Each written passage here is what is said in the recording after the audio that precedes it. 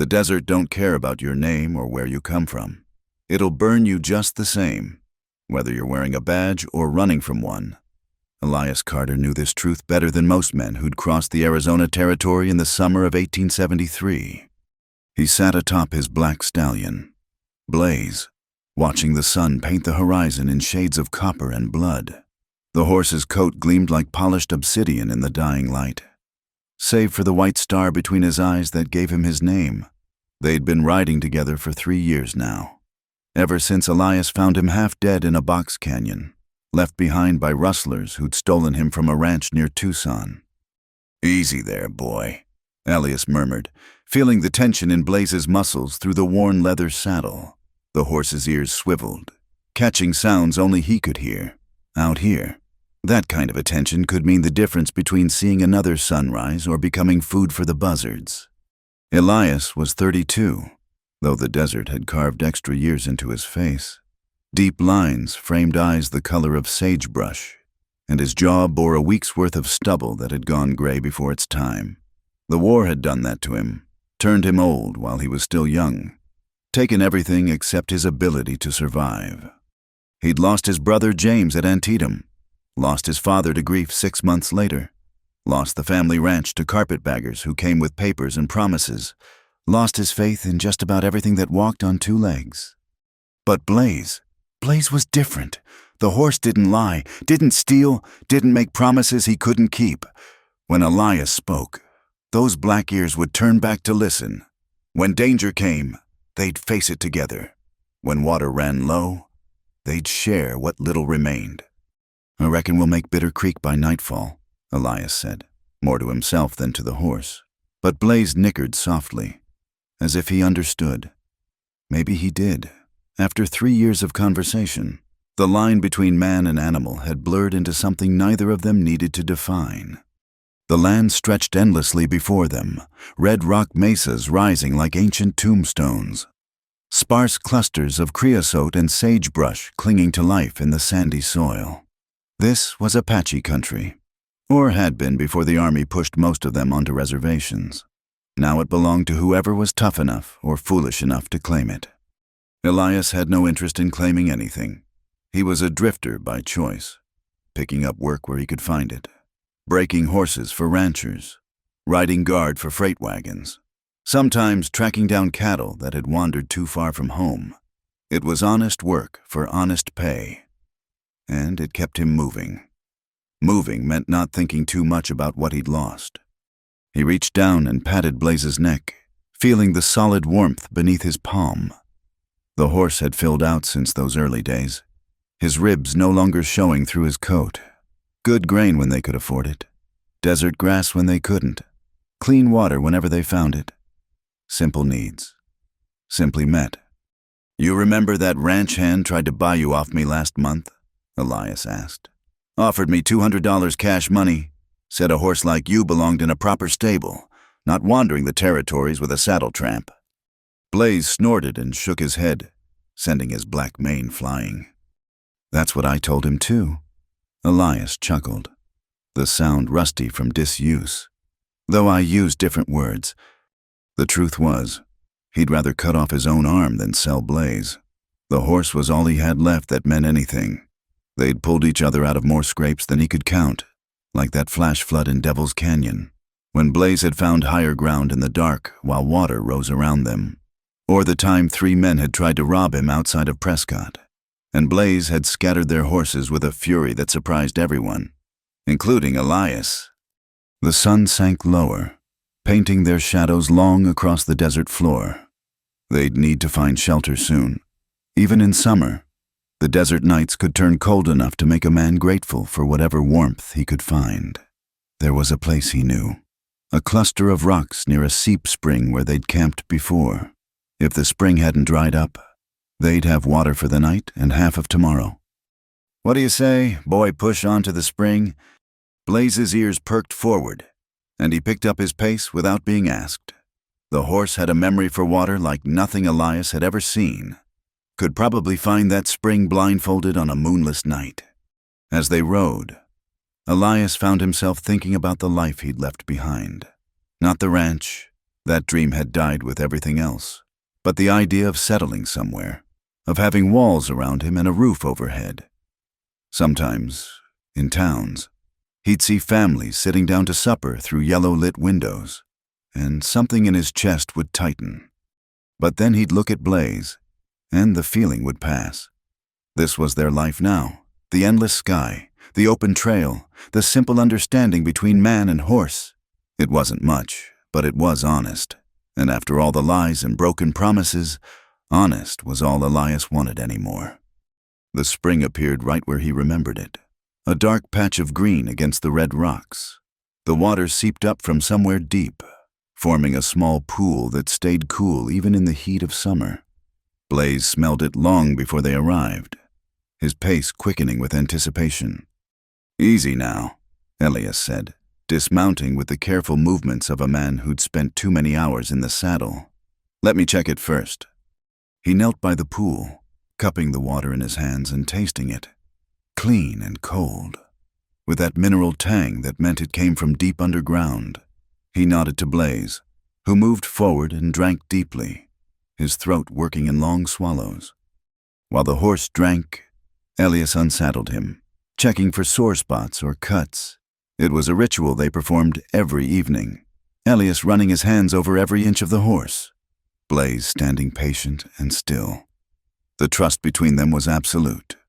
"Looking good, boy," Elias said, brushing dust from the black coat. "Though you're getting a few gray hairs around your muzzle. Guess we're both showing our age." He set up camp with practiced efficiency, bedroll near the rocks for windbreak, small fire built from dead mesquite branches, coffee pot filled with spring water. His supper would be jerky and hardtack, same as most nights, but he'd bought a handful of oats in the last town, and he fed these to Blaze from his hat, smiling at the tickle of whiskers against his palm. The stars emerged one by one, then all at once, until the sky blazed with more lights than any man could count. Elias lay back against his saddle, watching them wheel overhead. Blaze grazed nearby, the sound of tearing grass a comfort in the darkness. "You know what tomorrow is?" Elias asked suddenly. The horse lifted his head, ears pointed toward his rider's voice.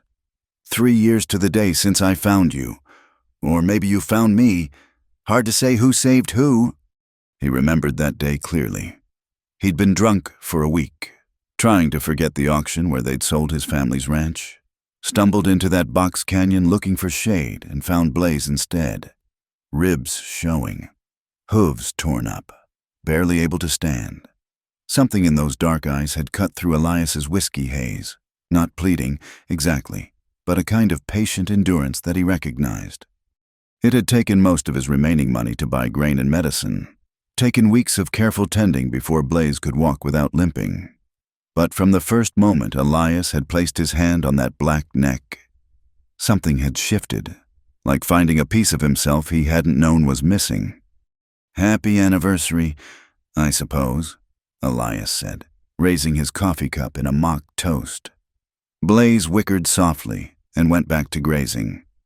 The fire burned low, casting dancing shadows on the rocks. Somewhere in the distance, a coyote called, and others answered. The desert was never truly quiet. There was always something moving, hunting, surviving.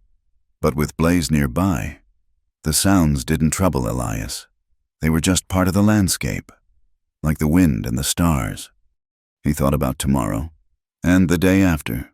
More miles, more desert. More small towns where people looked at him and saw just another drifter. That was fine by him. He had everything he needed right here, a good horse, a sturdy saddle, and enough sense to stay out of trouble. "We'll head for Wickenburg after Bitter Creek," he said, already half asleep. "Heard they might need someone to break some mustangs. Could use the work." Blaze moved closer, his large form a comforting presence in the darkness. Elias reached out and laid his hand on the horse's leg, feeling the steady warmth, the quiet breathing, the simple fact of another living being who chose to stay. In the morning, they'd ride on, but for now, under the vast Arizona sky, A man and his horse rested together, bound by something stronger than leather and steel, bound by trust, by shared hardship, by the wordless understanding that neither would ever abandon the other. The desert don't care about your name, but sometimes, if you're lucky, you find someone who does. The morning sun had barely cleared the eastern mesas when Elias felt Blaze tense beneath him. They'd been following a narrow trail through a canyon, searching for a shortcut to water. The map he'd bought in the last town promised a spring somewhere near Cathedral Rock, but desert maps were often more hope than truth. "What is it, boy?" Elias murmured, scanning the rocky terrain. Blaze's ears lay flat against his head, and his nostrils flared wide. The horse had stopped dead in his tracks, muscles coiled like springs beneath the saddle. Then Elias heard it, a sound like dried beans in a gourd, soft but unmistakable. Rattlesnake. His blood went cold. "Easy, Blaze. Back up slow now, real slow." But even as he spoke, he saw movement in the shadow of a flat rock just ahead. The snake was coiled in the narrow space between two boulders, right where the trail forced them to pass. Its triangular head swayed slightly, tasting the air with a forked tongue. Blaze took a careful step backward, then another. The horse had encountered rattlers before and knew to give them room, but the trail here was treacherous. Loose shale on one side, a drop-off on the other. As Blaze shifted his weight, his back hoof slipped on the unstable ground. It happened faster than thought. Blaze lurched sideways to catch his balance, and his front leg came down near a second rock, one that concealed another snake Elias hadn't seen. The rattler struck like lightning, fangs sinking deep into the muscle just above Blaze's knee. The horse screamed, a sound that tore through Elias like a knife. Blaze reared up, nearly throwing his rider, then came down hard on all fours. The snake, still attached, pumped venom before releasing and slithering away into the rocks. "No, no, no!" Elias was off the saddle before Blaze could bolt, grabbing the reins with desperate hands. The horse's eyes rolled white, showing terror and pain. Already, the leg was beginning to swell. Elias dropped to his knees, examining the wound. 2 puncture marks, already weeping blood and clear fluid. The flesh around them was turning an angry red, spreading outward like spilled ink on paper. "It's okay, boy, you're gonna be okay." But his voice cracked on the words. He knew what snakebite meant out here. Miles from any town or help. He'd seen it before. Cattle, horses, even men. The venom worked fast, shutting down the body one system at a time. Blaze tried to put weight on the leg and nearly collapsed. His breathing had gone rapid and shallow, and foam was beginning to form at the corners of his mouth. Elias caught him as he swayed, using his own body to prop up the horse's weight.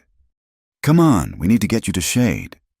There was an overhang about 20 yards back where the canyon wall curved inward. Elias half led, half dragged Blaze toward it, the horse stumbling with each step. By the time they reached the shelter, Blaze's entire leg had swollen to twice its normal size. The horse sank to his knees, then rolled onto his side, flanks heaving like bellows. Elias knelt beside him, cradling the black head in his lap. "Stay with me, Blaze. You hear me? You stay with me." He fumbled for his canteen, pouring water over the wound, knowing it was useless but needing to do something. The swelling had reached Blaze's shoulder now. The skin stretched tight and hot to the touch. The horse's breathing was becoming labored, each breath a monumental effort. Elias had seen death plenty of times, seen it on battlefields where boys called for their mothers, seen it in his father's eyes when the grief finally won. But this was different. This was Blaze, his partner, his only friend in a world that had taken everything else. "You can't leave me," he whispered, and felt something break loose in his chest. "You're all I got left." Blaze's dark eye found his, and in it Elias saw not accusation but trust. Even now, even in agony, the horse trusted him to make it right. But Elias couldn't make it right. All his skills, all his experience, none of it mattered against the venom coursing through Blaze's veins. The tears came then, hot and sudden. He hadn't cried since the day they'd buried James, had sworn he never would again. But here, under the shadow of Red Rock, with his horse dying in his arms, the dam finally broke. "I'm sorry," he choked out between sobs. "I'm so sorry. Boy, should have seen that second snake. Should have taken the long way around. Should have—" Blaze made a soft sound, almost like a sigh, and his eye began to close. His breathing was slowing now, becoming irregular. The violent tremors that had racked his body were fading into occasional twitches. "Please," Elias begged, though he didn't know who he was begging. He'd stopped believing in God somewhere between Antietam and losing the ranch. "Please, not him too. Take anything else, but not him." The desert gave no answer. A hawk circled overhead, riding the thermals, indifferent to the drama below. The sun climbed higher, turning the shade into a shrinking refuge. Elias pressed his forehead against Blaze's neck, feeling the weak pulse beneath the skin. 3 years they'd been together. 3 years of conversations no one else would understand. 3 years of trust built one day at a time, 1 mile at a time. "Remember that storm in the superstitions," he whispered. "You found that cave, kept us dry all night, and the time you chased off those wolves near Flagstaff, you were something to see. Boy, fierce as any Mustang that ever lived." Blaze's breathing hitched, stopped for a terrifying moment, then resumed with a wet, rattling sound. Foam tinged with blood bubbled from his nostrils. The swelling had reached his neck now, distorting the elegant lines Elias knew so well. "I never told you about Sarah, did I?" The words came without thought, stories he'd never shared with anyone. "Girl I was supposed to marry, before the war. Had hair like corn silk and a laugh that could light up a room. She married a banker while I was gone. Can't say I blame her. But you know what, I'm glad now. If I'd stayed, if I'd married her, I never would have found you." The horse's eye opened slightly, focusing on Elias's face. "That's right, you stubborn cuss. You keep fighting. We've got miles to go yet, you and me. Gotta make it to Wickenburg. Break those Mustangs. Gotta find that valley I heard about up north, where the grass grows belly deep and the water runs clear all year." But even as he spoke, he could feel Blaze slipping away. The tremors were coming farther apart now, and the horse's skin had gone cold despite the desert heat. The leg where the snake had struck was monstrous, swollen and discolored, the skin beginning to split from the pressure. "Don't go," Elias pleaded, his voice raw. "Please, Blaze, don't leave me alone out here." The horse made one more effort to lift his head, his eye finding Elias's face one last time. Then a shudder ran through his body, and he went still. "Blaze!" Elias shook him gently. "Blaze, come on now. Open your eyes." But the black horse lay motionless. His suffering finally ended. Elias sat there, cradling the noble head, unwilling to accept what his eyes were telling him. This couldn't be happening. Not Blaze, not the one good thing he had left. The tears came harder now. Years of bottled grief pouring out in the shadow of that rock. He cried for his brother, for his father, for the home he'd lost. But mostly he cried for the black horse who'd saved him in every way that mattered, and whom he'd failed to save in return. The sun reached its zenith, beating down mercilessly. Buzzards had begun to circle, drawn by some ancient instinct. Elias knew he should move, should figure out what to do next, but he couldn't let go, couldn't leave Blaze here alone. "I'm sorry," he whispered again and again. "I'm so sorry." He'd faced Confederate cavalry charges without flinching, had watched his family's legacy auctioned to the highest bidder with dry eyes, had drifted through 3 years of loneliness with his heart locked away where nothing could touch it. But here, holding his horse as the desert claimed another life, Elias Carter finally broke, and in his breaking, he discovered a truth he'd been running from since the war. He wasn't strong enough to lose anything else. Not one more thing. The desert stretched endlessly in all directions, as indifferent to his grief as it had been to all the others who died beneath its vast sky. And Elias knelt there, a man utterly alone, holding onto the only friend he'd ever trusted, wishing the snake had bitten him instead. The shadows had grown long by the time Elias became aware of another presence. His throat was raw from crying, his eyes burned dry, and his hands had gone numb from holding Blaze's still form. He didn't look up when he heard the soft footfall on the stone, didn't care if it was man or beast or death itself come calling. "Your tears will not bring him back." The voice was young, female, and spoke English with an accent that placed its owner as clearly as a map. Apache. Elias's hand moved instinctively toward his Colt, then stopped. What did it matter now? "Go away," he said hoarsely. "The horse still breathes." Those 3 words cut through his grief like cold water. Elias's head snapped up, and for the first time he saw her clearly. She couldn't have been more than 20, with dark hair woven into 2 long braids and eyes the color of polished obsidian. She wore a doe-skin dress decorated with beadwork and carried a woven basket filled with plants he didn't recognize. "He's dead," Elias said, but even as the words left his mouth, he pressed his hand against Blaze's chest. There, so faint he'd missed it in his despair, the barest rise and fall. "Not dead," the woman said, stepping closer. "But he walks the spirit path. Soon he must choose, return or continue on." She knelt beside them, her movements fluid as water. "I am called Ayana. It means eternal blossom in my tongue." "I don't care what you're called," Elias said, though hope was kindling in his chest like a struck match. "Can you help him?" Ayana studied the swollen leg with practiced eyes, then looked at the foam around Blaze's mouth, the distended veins in his neck. "Mojave rattlesnake," she said with certainty. "Very bad. Most horses die within 1 hour. This one is strong to last so long." "But can you help him?" Elias repeated, desperation making his voice crack. She was quiet for a long moment, her hand hovering over Blaze without quite touching. "Among my people, I am known as a medicine woman. Young, yes, but I learned from my grandmother, who learned from hers. The desert has taught me its secrets." She met his eyes directly. "I can try, but you must trust me." Elias almost laughed. Trust. He'd sworn off trusting anyone after the war, after the carpetbaggers, after Sarah. The only creature he'd trusted in years was dying in his arms. "The Apache have no reason to help me," he said. It was true enough.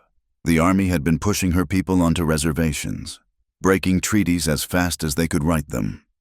Many white men shot Apache on sight. "The horse has done nothing to my people," Ayana replied simply, "and grief." She paused, something flickering across her young face. "Grief knows no tribe." "What do you want money? I have some—" "I want you to believe." She cut him off with a raised hand. "The medicine is only half. The other half is faith.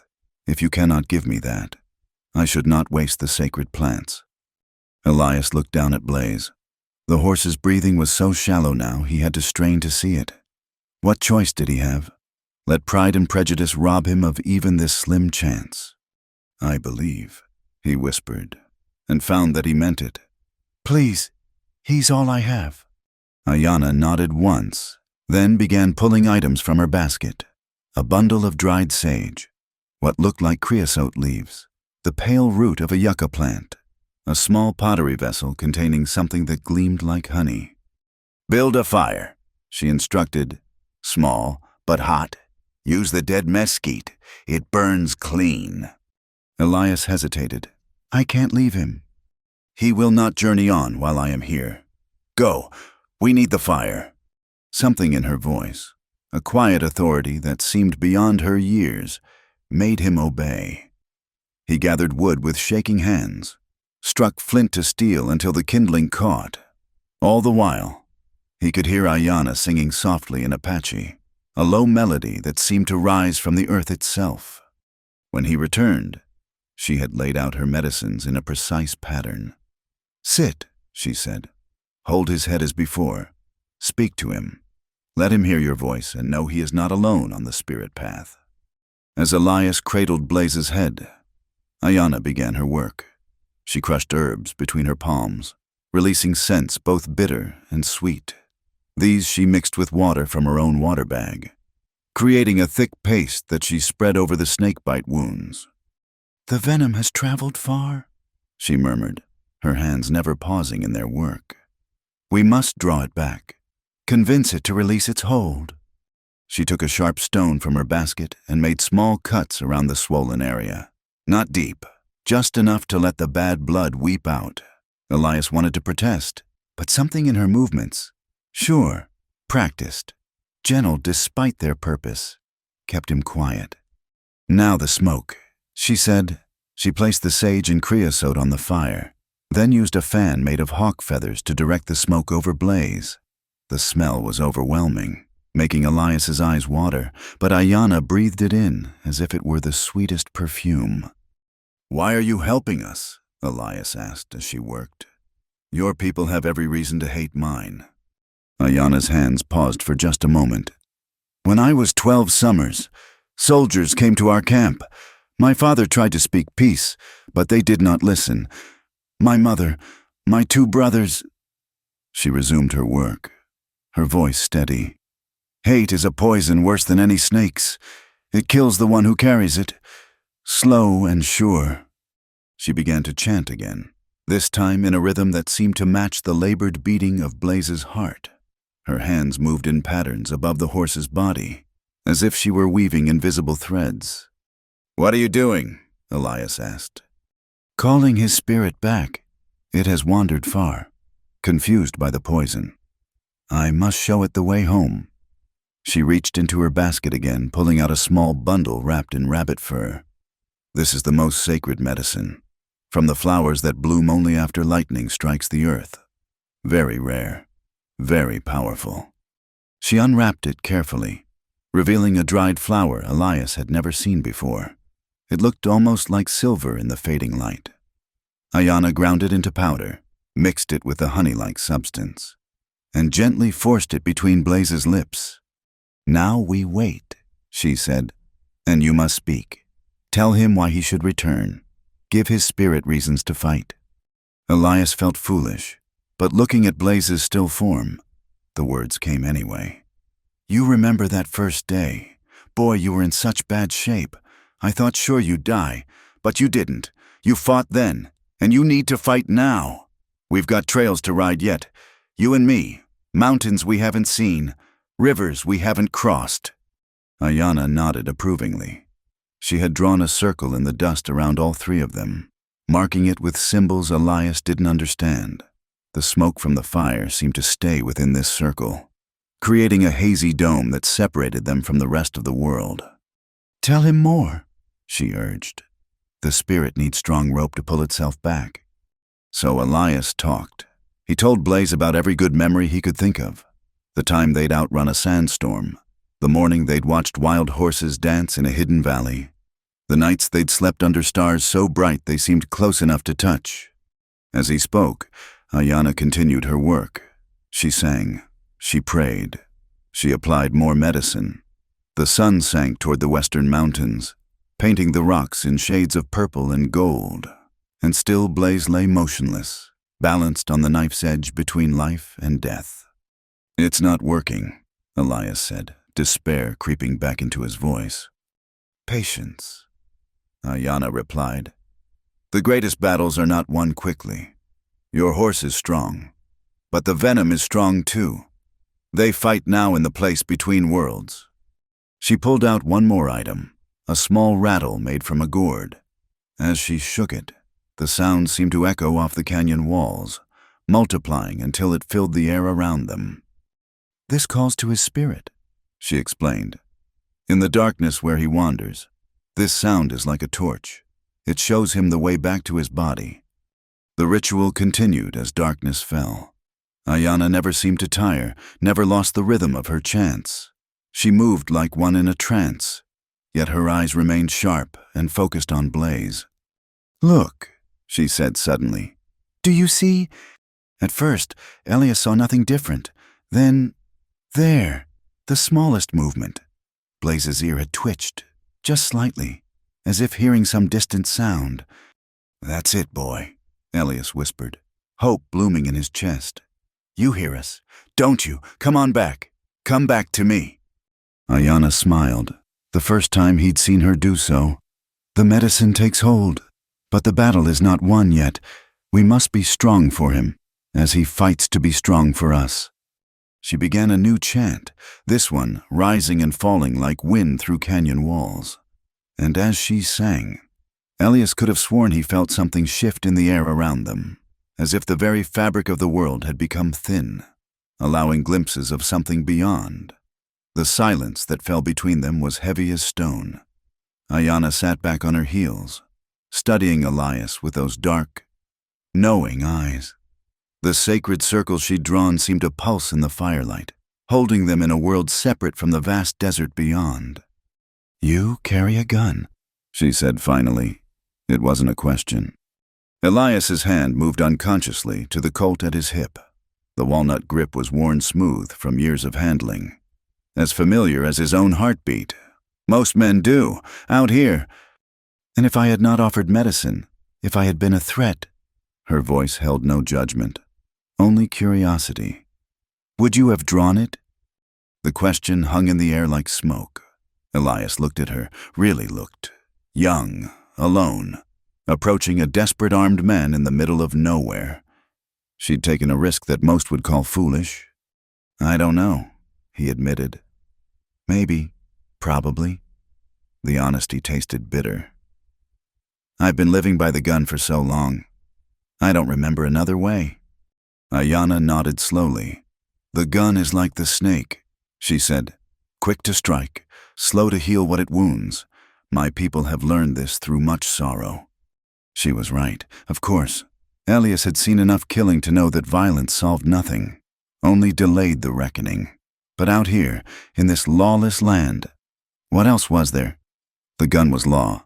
Judge and executioner all in one. Your medicine, he said, needing to change the subject. Will it really save him? That depends on you as much as me. She gestured to his weapon. The spirits watch. They see what is in a man's heart. If you trust only in cold iron, why should they trust in you? Elias felt something shift in his chest. For 3 years, that gun had been his answer to every problem. Drunk cowboys, claim jumpers, wild animals. The Colt had spoken for him when words failed. It had kept him alive. Yes, but what kind of life moving from town to town? Always watching his back, never letting anyone close except Blaze. And now Blaze was dying, and all his quick-draw skills meant nothing. What do you want me to do? He asked. I want nothing, but if you would have the medicine work fully, you must show faith, real faith, not just words. She pointed to his gun. Give it to me. Let me hold it while we work. Show the spirits that you trust in something besides violence. Every instinct screamed against it. In the territories, a man without a gun was a dead man walking.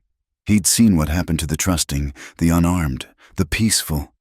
They ended up in shallow graves with no markers, forgotten by all but the buzzards. But then he looked at Blaze, still fighting for each breath, and knew that all his guns hadn't protected the one thing that mattered. Slowly, feeling like he was reaching through molasses, Elias drew the Colt. The metal caught the firelight, beautiful and deadly. How many times had this gun saved his life? How many times had it taken life from others? My grandfather gave this to my father, he said softly. My father gave it to me before I went to war. It's all I have left of them. No, Ayanna said. You have their blood, their memories, their spirits that watch over you. The gun is just metal and wood. It has no power except what you give it. Elias's hand trembled as he extended the weapon. For a moment, he couldn't let go. His fingers locked around the grip. Then Blaze made a small sound, pain or struggle or something in between, and Elias released his hold. Ayanna took the gun carefully, with respect, and set it outside the sacred circle. There. Now we work without the shadow of death over us. The absence of the gun's weight felt wrong, like a missing tooth. Elias had to fight the urge to snatch it back, but as the moments passed, something strange happened. Without the weapon, he felt lighter, somehow, as if he'd been carrying more than just iron all these years. "Good," Ayanna said, seeing something in his face. "Now the real healing can begin. Hold him steady." She produced a new mixture from her medicines, this one pungent enough to make Elias's eyes water. As she worked it into the wounds, she began to speak, not chanting this time, but talking as if to an old friend. "Spirit of the horse, you have traveled far from your body. The poison told you lies, made you believe you must leave. But see, your human calls you. He has put aside his weapon, put aside his fear. He trusts in the old medicine, the earth medicine. Will you not trust also?" Blaze's eyelids fluttered, just for a moment, but it was there. "That's it," Elias breathed. "Come on, boy, I'm right here." Ayanna smiled. "You see, already he responds better. The gun energy blocks the healing spirits. They remember too much pain from such weapons. But now—" She spread her hands over Blaze's swollen leg. "Now they come closer." As if to prove her words, the swelling seemed to pause in its spread. The angry red color, while still alarming, had stopped darkening toward purple-black. "Tell me," Ayanna said as she worked, "why do you live by the gun? You are not a soldier now. The war you speak of is finished." Elias was quiet for a long moment. How to explain the habit of violence?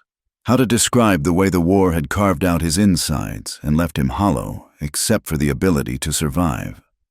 "After my brother died," he said finally. "After we lost everything, I swore I'd never be helpless again. The gun meant I could protect what was mine, meant nobody could take from me again. But they did take," Ayanna observed. "They took your peace, your ability to trust, your connection to others. The gun protects the body but starves the spirit." She was right, and Elias knew it, in trying to never be vulnerable again. He'd built walls so high that nothing could get in, not friendship, not love, not even simple human kindness. Until Blaze, who'd somehow slipped past all his defenses simply by needing him. "I found him not long after I started carrying this gun everywhere," Elias said. "Maybe that's why he trusted me. Animals don't care about your past, just your present." Wise creatures. Ayanna agreed. She had begun a new treatment, using what looked like cactus pulp to draw out the poison. They live in the moment, without the burden of yesterday or tomorrow. We could learn much from them. The fire crackled, sending sparks up into the darkness, beyond their circle. The desert had come alive with the night sounds, coyotes calling, owls hunting, small creatures scurrying. But within Ayanna's sacred space, there was only the soft singing, the whisper of prayers, and Blaze's gradually steadying breath. "I've lived scared for so long," Elias admitted, surprising himself. "Scared of losing what little I had left, but the fear became its own poison. Didn't it, just like that snake venom?" Ayanna nodded approvingly. "You begin to understand. Fear, hate, the need for revenge. These are poisons that kill slowly but surely. The gun feeds these poisons, makes them stronger." She paused in her work to look at him directly. "But love is the antidote. Love for this horse brought you to put aside your weapon. Love will bring him back from the spirit world." As if in response, Blaze's tail swished weakly. His breathing, while still labored, had found a rhythm. The foam around his mouth had stopped forming, and his eyes, when they flickered open briefly, had lost that wild, unseeing quality. "He returns," Ayanna said with satisfaction. "The medicine holds him to life, but your faith calls him home. You see the difference." Elias did see. For the first time in years, he saw clearly. The gun had been his crutch, his excuse to keep the world at arm's length. But it hadn't saved Blaze, this young Apache woman, with nothing but plants and prayers and ancient knowledge, had done more than all his bullets ever could. "When he wakes," Ayanna said, "he will remember this. Animals do not forget when death comes close. He will remember that you chose faith over fear, trust over violence. It will make the bond between you stronger than before. She began packing away some of her medicines, though she left the poultices on Blaze's wounds. We must watch through the night. The danger is not past, but the worst, I think, is behind us. And my gun? Elias asked, not reaching for it. It will be there when you are ready, but perhaps... She tilted her head, considering. Perhaps you will find you need it less. Perhaps you will remember that there are other forms of strength. Elias looked at Blaze, then at this remarkable young woman who'd appeared like a desert spirit in his darkest hour. I'm beginning to, he said, I'm beginning to remember. The stars wheeled overhead, marking time's passage, and in a sacred circle drawn in dust, held by faith instead of firepower, a horse continued his slow journey back from death's threshold, called by love stronger than any weapon forged by man. The fire had burned low, casting dancing shadows across the canyon walls. Ayanna fed it with small twigs, keeping it alive but controlled.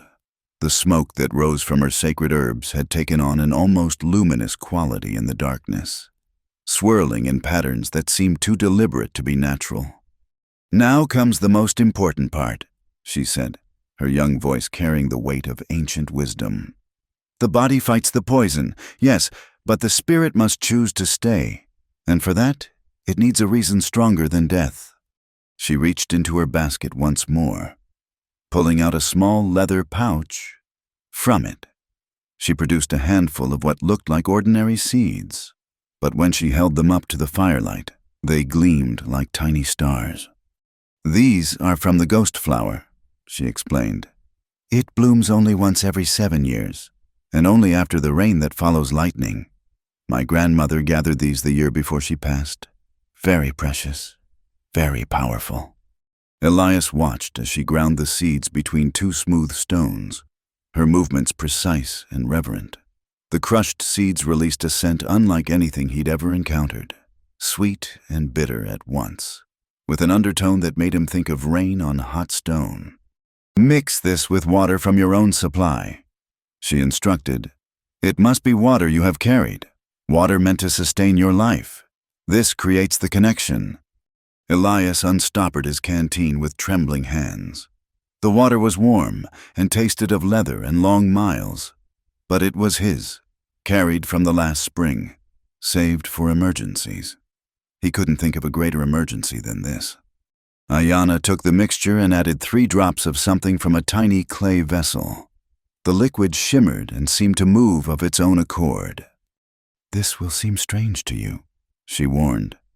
Among my people, we know that healing involves more than the body. The strongest medicine works on the spirit. You must speak to your horse's soul. Tell it why it should endure the pain of returning. I've been talking to him. No, she cut him off gently. Not talking, speaking, from the deepest part of yourself, the part you have hidden even from him. She placed the bowl in his hands. Give him the medicine, a little at a time, and as you do, give him your truth, all of it. Elias looked down at Blaze. The horse's breathing had stabilized somewhat, but he remained unconscious, caught between worlds. The swelling had stopped spreading, but the leg was still monstrous, the skin stretched tight and discolored. I don't know if I can, Elias admitted. Then he will die. Ayanna said simply, the medicine opens the path, but only truth can guide him home. This is the way. Elias lifted Blaze's head gently, cradling it in his lap. He dribbled a small amount of the medicine between the horse's lips, watching it disappear. Then, feeling more vulnerable than he had since childhood, he began to speak. I never told you why I really saved you that day, he said, his voice rough. It wasn't kindness.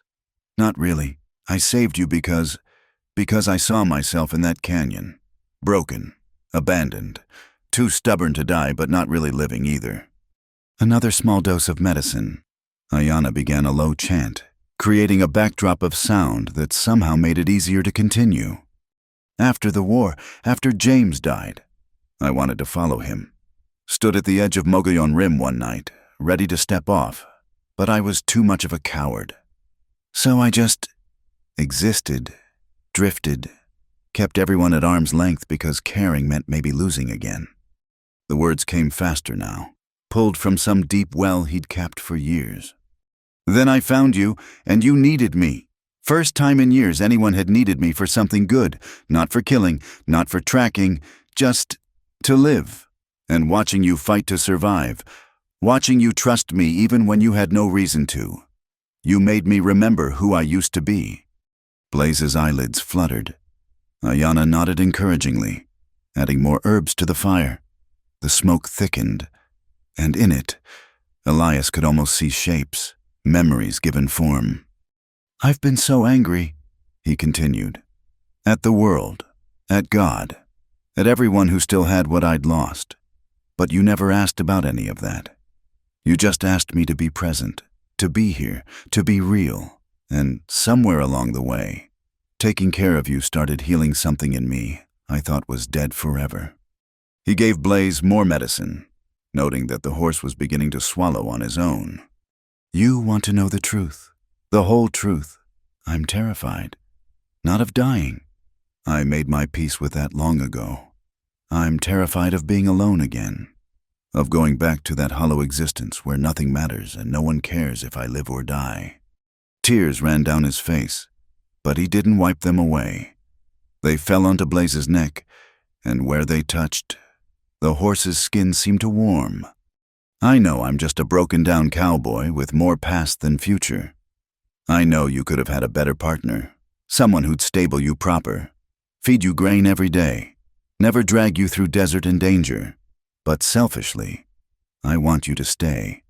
Not because I deserve you, but because you make me want to deserve you.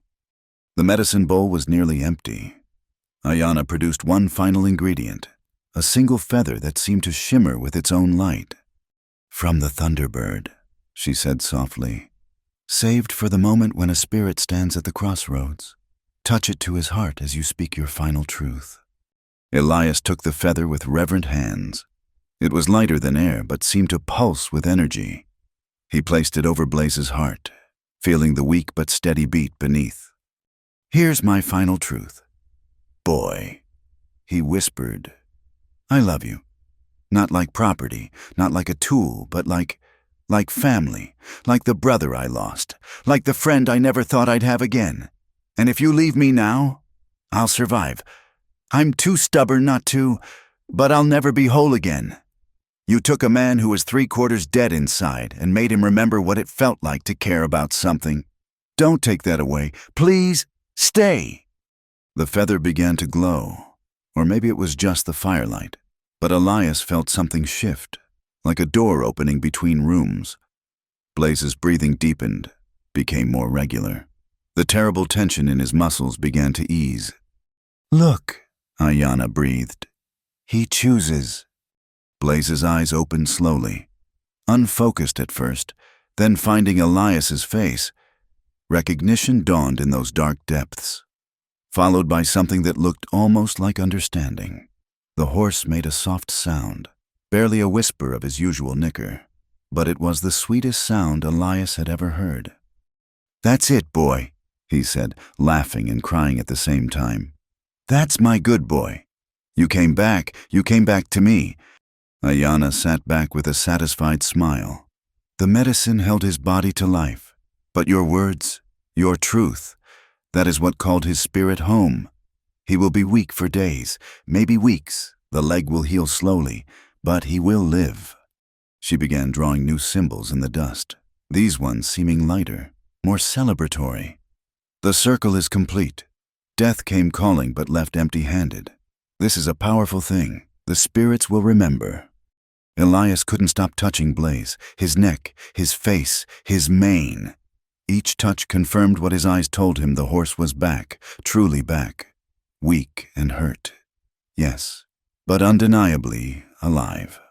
I don't know how to thank you, he said to Ayanna. Then don't, she replied. Thanks are for small things. This was necessity. Your horse had work yet to do in this world, as do you. She began packing her medicines with the same care she'd shown in using them. Remember what you learned here. The gun could not save him. Money could not save him. Only truth and trust and the opening of your heart.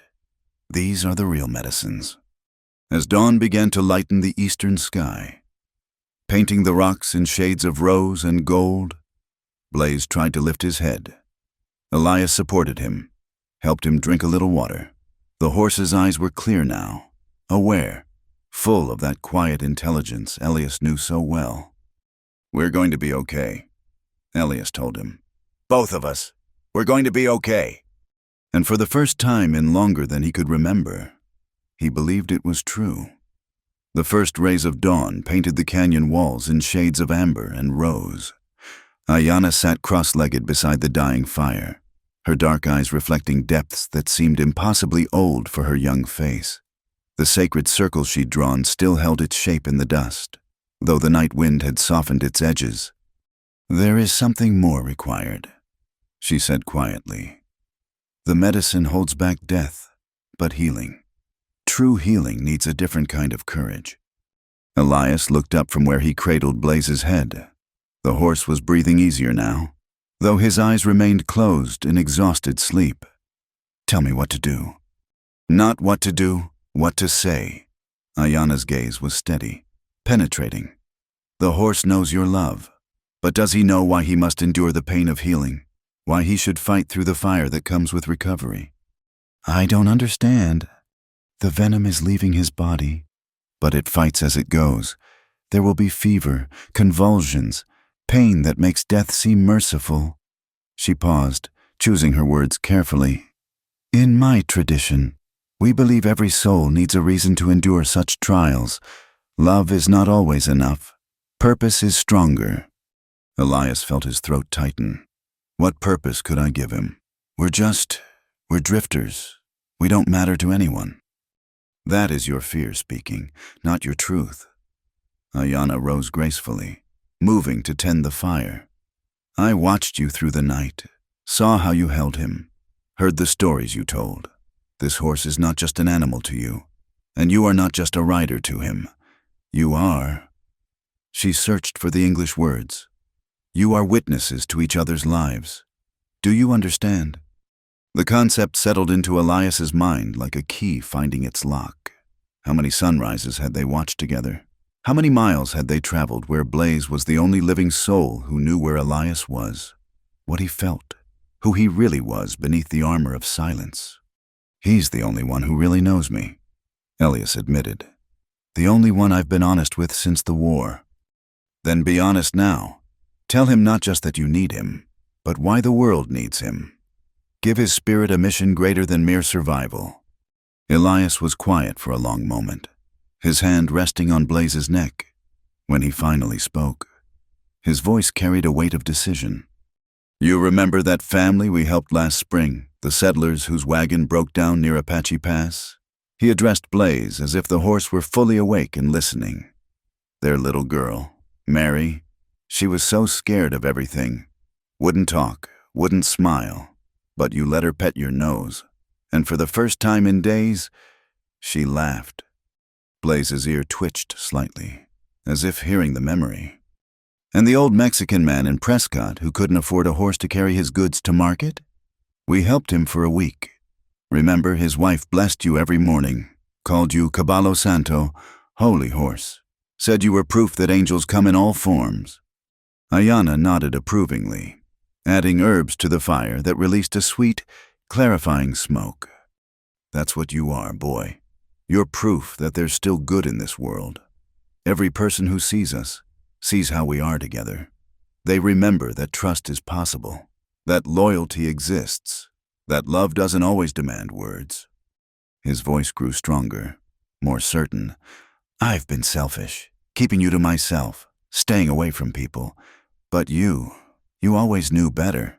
Always made me stop for folks in trouble. Always stood patient while children petted you. While old women told you their sorrows. While broken men like me found hope in your eyes." The sun climbed higher, warming the rocks around them. Somewhere in the distance, a hawk cried, and the desert began its daily transformation from cold silence to living landscape. So here's what I'm asking. Blaze, don't come back just for me. Come back for all the people we haven't helped yet. All the children who need to see gentleness in a harsh world. All the folks who've forgotten that beautiful things can survive out here. Elias felt tears on his face again, but these were different from the night's desperate grief. These carried hope. I promise you, if you fight through this, I'll stop hiding. We'll go to towns, not just around them. We'll help folks who need it. We'll be what you've always tried to show me we could be. Not just survivors, but witnesses. Proof that kindness isn't weakness. Blaze's eyes opened slowly. Focusing with obvious effort on Elias's face, the horse made a sound, not quite a nicker, too weak for that, but a definite acknowledgement. He hears, Ayana said softly. And more. He understands. Animals know purpose better than humans sometimes. They feel the threads that connect all living things. She moved closer, studying Blaze's wounded leg with practiced eyes. The swelling had reduced significantly, though the skin remained discolored and angry-looking. The worst poison is drawn out. Now comes the healing fire, fever to burn away what remains. You must prepare yourself. It will not be easy to watch. As if her words had summoned it, Elias felt heat beginning to radiate from Blaze's body. The horse's breathing quickened, and his muscles began to tremble. What do I do? Cool water on his neck and chest, but not the wound. Let the fever do its work there, and speak to him, constantly. Your voice is his anchor now. Without it, he might drift too far into the fever dreams. Elias soaked his spare shirt in water from the canteen, gently cooling Blaze's neck. The horse's eyes rolled back, showing white, and his legs began to twitch as if running from invisible dangers. I'm here, boy, right here with you. Remember the time we saw those wild horses in Monument Valley? You wanted to run with them so bad, but you stayed with me. That's what made you different from them. You chose to stay. Choose again now. Stay with me. The fever climbed through the morning, turning Blaze's black coat dark with sweat. His body convulsed periodically. Fighting battles Elias couldn't see. Through it all, Elias talked, his voice growing hoarse but never stopping. He told stories he'd never spoken aloud, about the war, about James, about the moment he decided to save a dying horse instead of drinking himself to death. He confessed fears and hopes he'd barely admitted to himself. He made promises about the future, painting pictures of the life they'd lead if Blaze would just hold on. Ayana tended the medicine, adjusting poultices, burning specific herbs when Blaze's convulsions grew too violent. Her young face showed the strain of the night's work, but her hands remained steady, her voice calm as she wove her Apache prayers through Elias's rambling stories. You're doing well, she told him during a brief respite. Many men would speak only of themselves, their own need, but you speak of purpose beyond yourself. This is good medicine. Will he make it? Elias asked, though he feared the answer. I have done all I can with herbs and prayers. You have done all you can with words and love. Now, she gestured to the sky, where turkey vultures circled with patient grace. Now we trust in powers greater than ourselves. His spirit is strong. That is what matters. The sun reached its zenith, beating down mercilessly on the small group. Elias shaded Blaze as best he could with his own body, accepting the burning heat as small payment for the horse's suffering. And still he talked, pouring out his heart in a way he hadn't done since before the war. When such vulnerability didn't seem like weakness, he spoke of forgiveness, for the world that had taken so much, for himself, for surviving when better men hadn't, for the fear that had kept him isolated for so long. We'll do better, he promised Blaze. Both of us. We'll be the men, the partners we were meant to be. Just come through this. Show me that miracle I stopped believing in. Prove that sometimes. Just sometimes. Love is enough. The horse's fever raged on, But beneath Elias's hands, that great heart kept beating, strong and steady as hoofbeats on hard ground.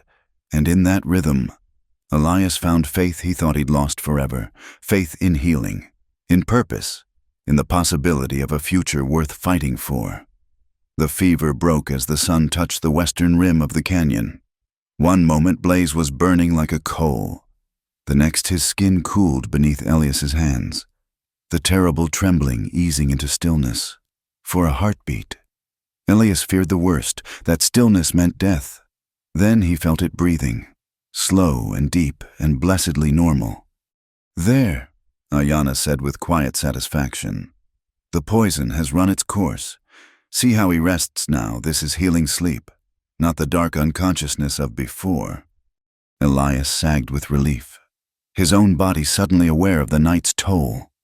His hands shook as he continued to stroke Blaze's neck, needing the physical contact to believe this was real. The horse's eyes opened, truly opened, with a clarity that had been absent even in his earlier moments of consciousness. Those dark eyes found Elias's face and held there, and in that gaze was something profound, recognition, understanding, and what Elias could only describe as gratitude. "Hey there, partner," Elias whispered, his voice cracking. "Welcome back." Blaze lifted his head slightly, a monumental effort that spoke of his determination. His nose brushed against Elias's hand, the familiar gesture bringing fresh tears to the cowboy's eyes. "Slowly," Ayanna cautioned. "His body has fought a great battle. The healing has begun, but strength will return gradually. Like trust, it cannot be rushed." She moved to examine the leg, her touch gentle but thorough. The swelling had reduced dramatically, though bruising painted the skin in shades of purple and yellow. The puncture wounds themselves looked clean, already beginning to close. "Remarkable," she murmured. "I have seen horses survive snakebite, but rarely do they heal so quickly. The bond between you gives him strength beyond the ordinary." She prepared a final poultice, this one smelling of sage and something sweet. "This will prevent infection and ease the pain as tissue mends. Apply it morning and evening for 7 days. By then, he should bear weight on the leg, though carefully." Elias watched her work, struck again by how young she seemed for one who carried such knowledge. "Where did you learn all this?" "My grandmother was touched by the spirits," Ayanna replied, not looking up from her task. "She could speak to plants, understand their medicine. Before the soldiers came, she was teaching me. After—" She paused, her hands stilling for a moment. "After, I learned faster. Necessity is a harsh teacher, but thorough. Your family, gone to the spirit world, all but me." She said it simply, without self-pity. "The soldiers said we were hostile because we wouldn't leave our sacred grounds. My grandmother hid me in the old way, covered me with earth and prayer. When I emerged, I was alone, but not abandoned. The desert became my family, the old knowledge my companion." Elias felt a familiar ache, the recognition of another soul carved hollow by loss. "I'm sorry. Do not apologize for wrongs you didn't commit. Instead, remember, that is all any of us can do. Remember and choose differently." She finished with the poultice and sat back. "Your horse will live. More than that, he will run again. The snake meant to end his journey, but instead has only marked a new beginning." Blaze made a stronger effort to rise, managing to shift from his side to lying more upright, though his legs remained folded beneath him. The infected leg he kept carefully positioned, but his eyes were bright, alert. "That's my boy," Elias encouraged. "Take your time. We're in no hurry now." Ayanna began gathering her supplies, each movement deliberate and respectful. The sacred items went into separate pouches, the everyday herbs into her woven basket. As she worked, she spoke without looking at Elias. "You asked about payment before. I told you I wanted you to remember, to tell others that my people are not savages. But now I ask for something more. Anything. The bond between you and this horse, it is rare, sacred. Even, do not waste it in solitude. The world needs to see such things, to know they are possible. She turned to face him fully. You spoke truth when the fever held him, about helping others, about being witnesses. Hold to that truth when the danger passes and old habits call. Elias nodded slowly. We will, I promise. Promises are easy when death stands close, she observed. But I see your heart. You are a man who keeps his word, even when it costs. This horse chose well when he chose you. A coyote called in the distance, and Ayana's head turned toward the sound. My sign to leave. The desert calls me to other work. Wait, Elias said urgently. I don't even know how to thank you. You saved him. Saved us both. Really. She smiled then. The first full smile he'd seen from her. It transformed her face, revealing the young woman beneath the ancient wisdom. You thanked me with your trust, with putting aside your weapon, with speaking truth when lies would have been easier. That is payment enough. She stood, shouldering her basket with easy grace. Remember? The poultice, morning and evening. Clean water only for the wounds. Let him rest until he chooses to rise. The horse knows his body better than any human could. Will I see you again? Perhaps. The desert is vast, but paths cross in strange ways. She paused at the edge of the sacred circle. One more thing. The gun I hold for you. Do you want it back? Elias looked at the colt lying where she had placed it, outside the circle of healing. For years, that weapon had been an extension of his hand, the answer to every problem. Now it looked different somehow, smaller, less essential. I'll take it, he said finally. But not wear it the same. You've shown me there are other ways of being strong. Ayana retrieved the gun and handed it to him formally. With both hands. Carry it if you must. But remember, it has only the power you give it. Choose wisely what power you feed. She stepped outside the circle and immediately seemed to blend with the landscape, becoming part of the red rocks and purple shadows.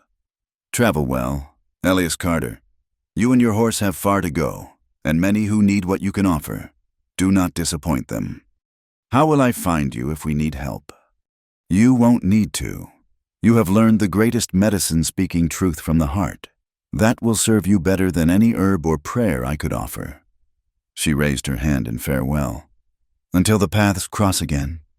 And then she was gone, moving into the desert with the sure steps of one who belonged to it completely. Elias watched until she disappeared among the rocks, then turned back to Blaze. The horse was watching him with those intelligent eyes, patient and trusting. The swelling continued to subside, and already the angry red was fading to pink. It would scar. Ayana had been clear about that. But scars, Elias was beginning to understand, were just stories written on the body, proof of survival, testament to healing. Well, boy, he said, settling beside his horse as evening painted the canyon in shades of gold and purple. Looks like we've got ourselves a second chance. Question is, what do we do with it? Blaze whickered softly, the strongest sound he'd made since the snake struck. His nose found Elias's hand again, lips working gently against his palm in the way that meant contentment. Trust. Home. Yeah, Elias agreed, understanding the wordless communication perfectly. We'll figure it out together. Just like always, but different this time. Better. He looked at the colt in his hands, then carefully wrapped it in his spare shirt and packed it away in his saddlebags. He'd carry it still. The desert was no place to go completely unarmed, but it would no longer be his first answer to every question. As the first stars appeared in the darkening sky, Elias kept vigil beside his healing horse. They had survived the worst. Now came the harder task, living up to the promises made in extremity, becoming the partners they'd glimpsed they could be in that terrible, transformative night. The desert settled into its evening symphony of small sounds and vast silence, and in a circle drawn in dust, already blurring but somehow still sacred, a man and his horse rested together, forever changed by a young woman's medicine and the ancient truth that love spoken honestly, could call a spirit back from the very edge of darkness. Tomorrow they would begin the slow journey back to the world of towns and people. But tonight, they simply existed in the space between what was and what would be, grateful for the miracle of continued breath and companionship that asked nothing more than presence. The turning point had passed. Now came the living of it. Morning came gentle to the canyon, painting the rocks in soft pastels before the sun's full force arrived. Elias had barely slept, keeping watch over Blaze through the night, but he felt more rested than he had in years. Each steady breath from his horse was a gift he didn't take for granted. Blaze stirred as the light touched his face, and for the first time since the snake strike, he attempted to stand. His movements were careful, testing each limb before trusting it with weight. The wounded leg he kept slightly raised at first, then gradually lowered it to the ground. "Easy does it," Elias murmured, moving to support him if needed. But Blaze, with a dignity that seemed bred into his bones, managed on his own. He stood swaying slightly, like a newborn colt finding his legs, but he stood. The triumph of that simple act hit Elias like a physical blow. 24 hours ago, he'd been cradling what he thought was a dying horse. Now Blaze was on his feet, wounded but whole, living proof that miracles weren't confined to Bible stories. "We need to get you water," Elias said, noting how Blaze's eyes kept turning toward the small spring tucked against the canyon wall. "But let's take it slow." The walk to water, perhaps 30 yards, became an exercise in patience. Blaze moved with deliberate care, limping heavily but determined. When they reached the spring, he drank deeply but not desperately. Another good sign. Elias knelt beside him, cupping water in his hands to cool the wounded leg. That's when he noticed the approach of dust on the horizon. Riders, 3 of them, coming through the canyon's eastern entrance. His hand moved instinctively toward where his gun should be, then stopped. The Colt was in his saddlebags, wrapped and purposefully out of easy reach. "Morning, friend," the lead rider called out as they drew closer. He was an older man, weathered like leather, with kind eyes beneath his wide-brimmed hat. "Saw your smoke last night. Thought you might need help." "We're managing," Elias replied carefully, moving to stand between the strangers and Blaze. "Old habits died hard." "That your horse looks like he's been through something rough." The rider dismounted slowly, hands visible and empty. "Name's Samuel Morrison. These are my boys, David and Peter. We run cattle about 10 miles south of here." Elias relaxed slightly. He'd heard of the Morrison Ranch. Good people, by all accounts. "Elias Carter. My horse got snake bit yesterday. We're working through it." Samuel's eyes widened. Snake bit and still standing. That's something you don't see often. He approached carefully, clearly experienced with horses. "May I look?" After a moment's hesitation, Elias stepped aside. Samuel examined Blaze's leg with gentle, knowledgeable hands, whistling low at what he found. "I'll be damned. Pardon my language. This is healing cleaner than any snake bite I've ever seen. You must have gotten help quick." "An Apache woman," Elias said, watching their reactions. "She had medicine, knowledge. She saved him." He expected skepticism, maybe hostility instead. Samuel nodded thoughtfully. "The desert people know things we've forgotten. My wife would have died in childbirth if not for an Apache midwife who appeared when we needed her most." He straightened, looking at Elias with new interest. "You're lucky she found you. They don't usually show themselves to strangers." "I think—" Elias paused, then pushed forward with the truth. "I think maybe we found each other, like it was meant to be." David, the younger of the 2 boys, had been circling Blaze admiringly. "He's beautiful. Mister, even hurt like that. You can see his quality. Bet he can run like the wind when he's whole." "He could," Elias agreed, finding himself warming to these people. "He will again." "Where you headed once he's fit to travel?" Samuel asked. "Hadn't thought that far ahead." was just focused on keeping him alive. Well, you're welcome at our place while he heals up proper. We've got a good corral, clean stalls, and my wife makes a stew that'll put meat back on your bones. You look like you could use a proper meal. The offer hung in the air like a test. The old Elias would have refused, would have made excuses about needing to move on. But he thought of Ayanna's words, of the promises made in the depths of night. That's kind of you, he said slowly. We might take you up on that, once he's strong enough to travel. Samuel smiled, and it transformed his weathered face. Good. Desert's no place to heal alone. We'll send a wagon in a few days. Make it easier on your horse. He moved back toward his mount. Anything you need right now, Waterfood? We're set for water. Food would be welcome, if you can spare it.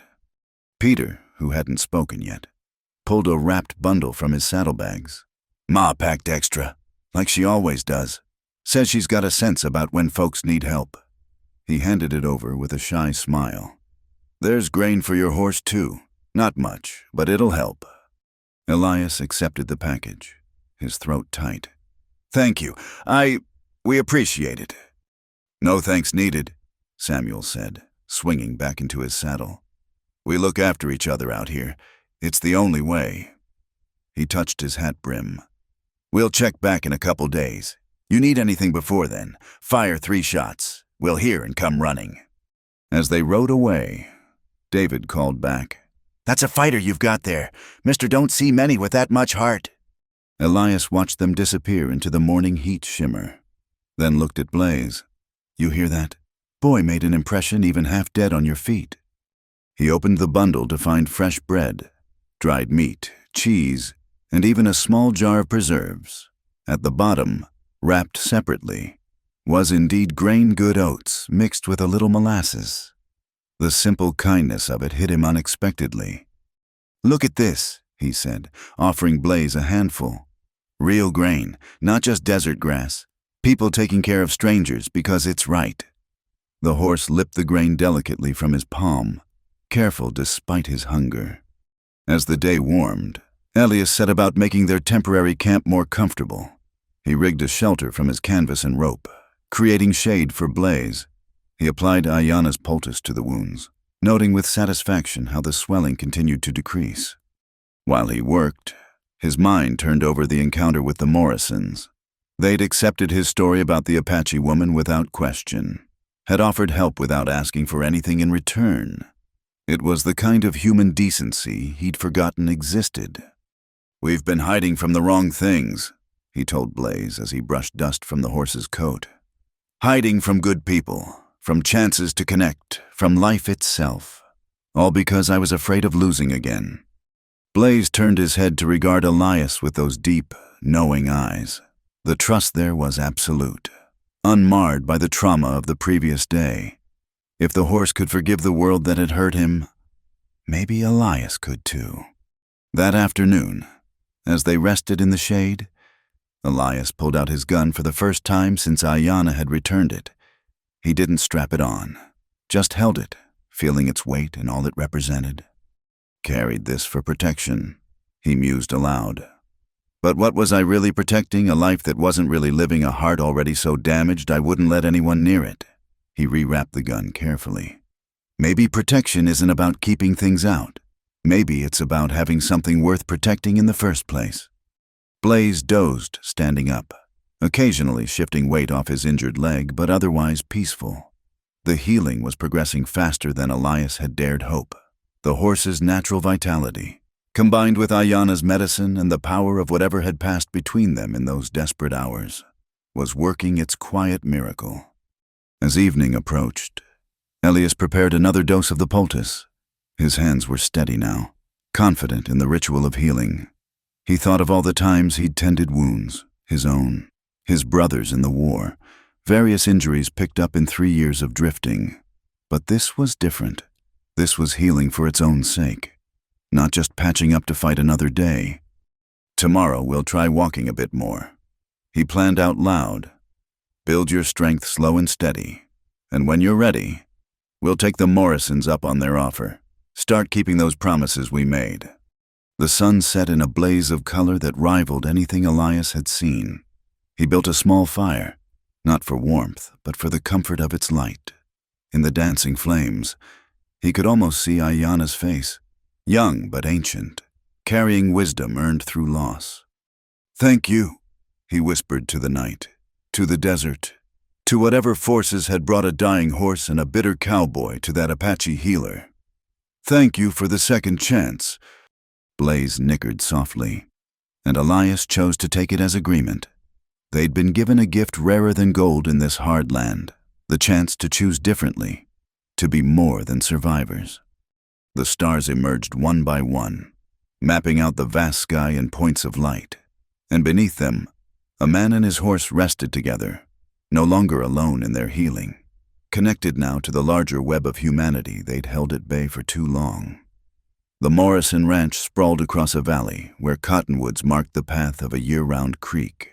After 4 days of careful travel, with Samuel's wagon making the journey possible, Elias felt something unknot in his chest at the sight of it. Green grass, actual shade trees, and the sound of running water. It looked like paradise after the harsh canyon country. "Easy now," Elias murmured as they helped Blaze down from the wagon. The horse was bearing weight on all 4 legs now, though he still favored the injured one. The swelling had gone down completely, leaving only discolored skin and the 2 puncture scars that would mark him forever. "Let's get him into the corral by the barn," Samuel suggested. "Good soft ground there, and shade when he needs it." Mrs. Morrison emerged from the house, a sturdy woman with silver-streaked hair and eyes that missed nothing. She took one look at Blaze and clicked her tongue sympathetically. "Poor creature. Samuel told me about the snake bite. Never seen a horse survive one that bad." "He's a fighter," Elias said simply. "Like his owner, I suspect." She turned that penetrating gaze on him. "You look like you haven't had a proper meal in months. Supper's in an hour, and I won't hear any arguments about joining us." Over the next days, Elias discovered what he'd been missing in his self-imposed isolation. The Morrisons treated him not as a stranger or hired hand, but as a neighbor in need. Their 2 boys peppered him with questions about his travels, while Mrs. Morrison, "Call me Ruth," fussed over his too thin frame and worn clothes. But it was the way they treated Blaze that truly moved him. They spoke to the horse as if he understood every word, brought him choice bits of apple and carrot, and never once suggested that a damaged animal wasn't worth the trouble. "Had a mare once, got caught in wire," Samuel told him one evening as they leaned against the corral fence, watching Blaze graze peacefully. "Tore her up something awful. Everyone said put her down, she'd never be sound again. But my Ruth, she wouldn't hear of it. Spent months nursing that mare back to health." "What happened to her?" "Lived another 15 years. Couldn't work cattle anymore. But she taught every one of our kids to ride. Gentlest creature you ever saw." He paused, studying Blaze's movement. "That leg's healing remarkable well. Your Apache friend knew her business." "She did," Elias agreed. He'd told them more about Ayana over the past days, finding acceptance instead of the skepticism he'd expected. "You planning to look for her to thank her proper?" "She said the desert would bring us together if it was meant to be. Forcing it would be..." Elias searched for words. "Would go against the medicine. Somehow." Samuel nodded as if this made perfect sense. "The old ways have their own logic. Best not to push against them." Each morning, Elias worked with Blaze, walking him longer distances, watching for any sign of pain or weakness. The horse's recovery seemed to accelerate with good food and rest. The limp lessened daily, and his coat regained its lustrous shine. But more than physical healing was taking place. Elias found himself talking to the Morrison hands, sharing meals without the old wariness, even laughing at David's terrible jokes. It was like learning to breathe again after years of holding his breath. One afternoon, a neighbor stopped by with his daughter, a girl of maybe 7 who took one look at Blaze and fell completely in love. Elias watched from across the yard as she approached the fence, clearly wanting to pet the horse but too shy to ask. "Go on," he called out. He likes kids." The girl's face lit up. "Really, he won't mind." "Let me introduce you proper." Elias entered the corral, bringing Blaze to the fence. "This here's Blaze. He's recovering from being sick, so he might seem a little tired, but he's gentle as they come." The girl reached out tentatively, her small hand barely touching Blaze's nose. The horse lowered his head, breathing softly against her palm, and she giggled with delight. "He's so soft and warm." She looked up at Elias with shining eyes. "Is it true he got bit by a snake and lived?" "It's true. He's the strongest horse I've ever known." "My PA says most horses die from snakebite."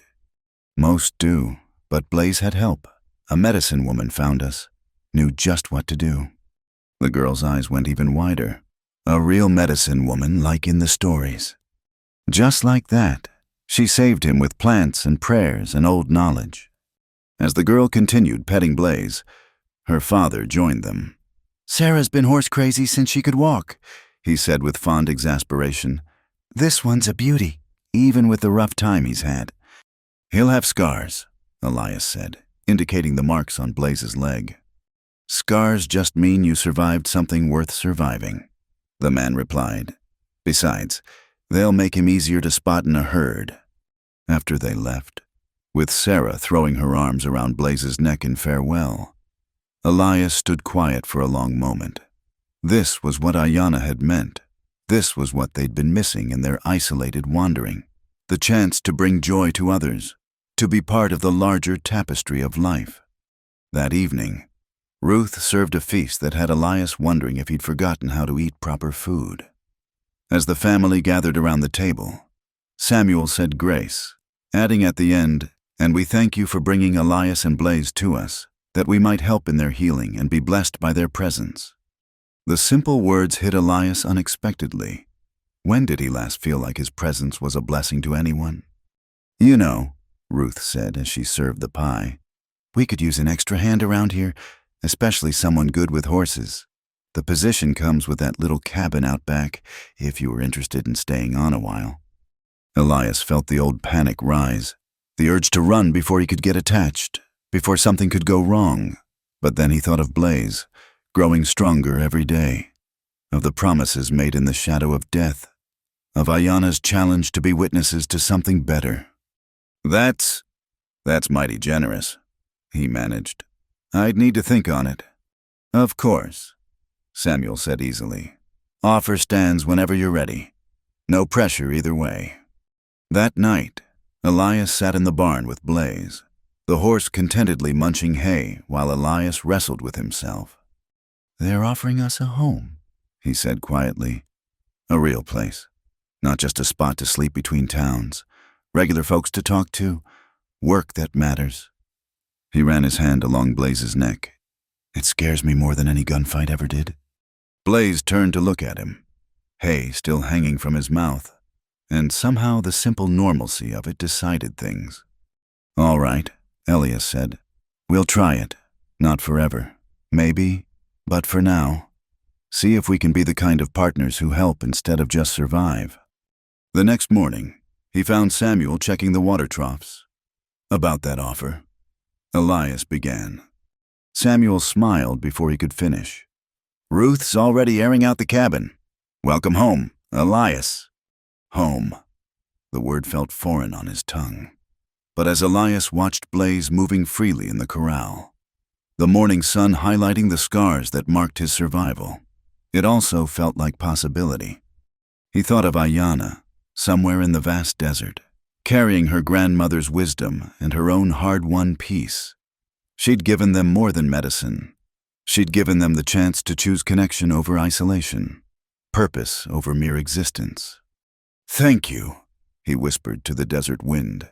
Then louder, to Samuel. "Thank you. We'll do our best to earn it." "Already have," Samuel replied, and meant it.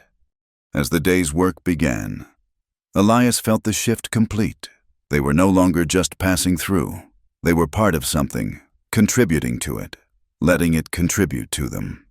The scars would always be there, on Blaze's leg, on Elias's heart. but scars. As Sarah's father had said, just meant you'd survived something worth surviving. And now, finally, they could begin discovering what came after survival. 5 years had passed since that desperate night in the canyon. 5 years of seasons changing, of life settling into rhythms Elias had thought lost to him forever. Now he sat by a different fire, in the company of cowboys and ranchers who'd become friends, telling a story that never grew old in the telling. "So there I was," he said, his voice carrying the weight of remembered fear. "Holding Blaze while he shook with poison, thinking I'd lost the only friend I had left in the world." The circle of listeners leaned in. Though most had heard the tale before, there was something about the way Elias told it that made each telling fresh, like a prayer renewed. Young Tom Morrison, David's son, born 2 summers back, sat on his grandfather's knee, eyes wide with wonder. Even at 3, he knew Blaze, knew to look for the scars on the black horse's leg when he brought carrots from his grandmother's garden. Then she appeared. Elias continued. Like the desert itself had taken pity on us. Young Apache woman, couldn't have been more than 20, carrying medicine and wisdom older than these hills. He could see her still in his mind's eye, Ayanna with her quiet authority, her hands sure and gentle as she worked to save a stranger's horse. The memory had softened with time, but never faded. "She told me the medicine was only half. The other half was faith. And friends. I'll tell you true. I didn't have much faith left in anything back then. But watching her work, hearing her sing those old songs, something cracked open in me." Blaze stood nearby, age showing now in the gray around his muzzle and the careful way he moved on cold mornings. But he was still strong, still carried Elias on their rounds, checking fence and moving cattle. The scars on his leg had faded to pale lines, barely visible unless you knew where to look. "Did the medicine hurt him?" young Tom asked. The same question he asked every time. "I imagine it burned some," Elias answered gently. But Blaze knew she was trying to help. Animals understand intent better than most people. He trusted her, even through the pain. Samuel Morrison nodded, remembering. "When they first came to us, that horse was still weak as a newborn colt, but you could see the fight in him, the will to keep going." That's what she saw. Elias said, "What I'd been too scared to see for a long time. That living means more than just surviving. Means being part of something bigger than your own troubles." The fire crackled, sending sparks up toward stars that looked exactly as they had that night 5 years ago. Some things changed. Elias had learned, others endured. "Whatever happened to her?" asked a newer hand. "Just hired for the fall roundup." "The medicine woman." Elias smiled, a secret smile that his friends recognized. "Funny thing about that. 3 years back, during a particularly harsh winter, a band of Apache had come down from the mountains, starving and desperate. Most ranchers would have driven them off or worse. But Elias had recognized something in the group's leader, a young woman with old eyes and healing hands. They'd fed them, given them blankets and medicine for their sick. No words were exchanged about that night in the canyon, but when Ayanna left, she'd pressed a small leather pouch into Elias's hand. Inside were seeds from the ghost flower, for when someone else needs to find their way back. She'd said simply, he'd used those seeds twice now, once for a child burning with fever, once for Samuel's best breeding mare after a difficult birth. Both times, the medicine had worked its quiet miracle. But more than that, it had reminded him of the deeper truth Ayanna had taught. That healing came from connection, from choosing trust over fear. "You still got that gun?" the new hand asked. "Still got it," Elias confirmed. "But it stays in the cabin mostly. Found out there's other ways to protect what matters." He looked around the circle, at the Morrisons who'd become family, at neighbors who'd become friends, at children who climbed on Blaze's back without fear because they'd grown up knowing his gentle nature. "That Apache woman. She gave me a challenge before she left. Said the world needed to see bonds like what Blaze and I have, needed to know such things were possible." He paused, meeting each person's eyes in turn. Every one of you has helped us keep that promise. Every time you've trusted us with your horses, your cattle, your children. Every time you've shared our story with strangers passing through. Ruth Morrison wiped at her eyes, though she'd heard this speech before. You've given as much as you've received. Elias Carter, this ranch wouldn't be the same without you two. That's the thing about medicine, Elias said, thinking of Ayanna's words. Real medicine. The kind that heals deep, it spreads. What she did for us that night, we've tried to pass on, and you've passed it on to others. That's how healing works. The evening was growing late, and people began to stir. Knowing morning came early on a working ranch. But Elias had one more thing to say. I used to think strength meant standing alone, trusting only in cold iron and quick reflexes. Took a dying horse and a medicine woman to teach me different. Real strength is in the bonds we make, the trust we give, the faith we keep even when it's hard. He stood, his hand automatically finding Blaze's neck. The horse leaned into the touch, a gesture so familiar it was like breathing. Blaze will carry those scars forever. I carry my own, inside where they don't show. But scars aren't shame. They're proof we survived something that could have killed us. Proof that someone cared enough to help us heal. Proof that we chose to come back when going on would have been easier. Young Tom had fallen asleep in his grandfather's arms, but the adults remained attentive, understanding they were hearing more than just a story.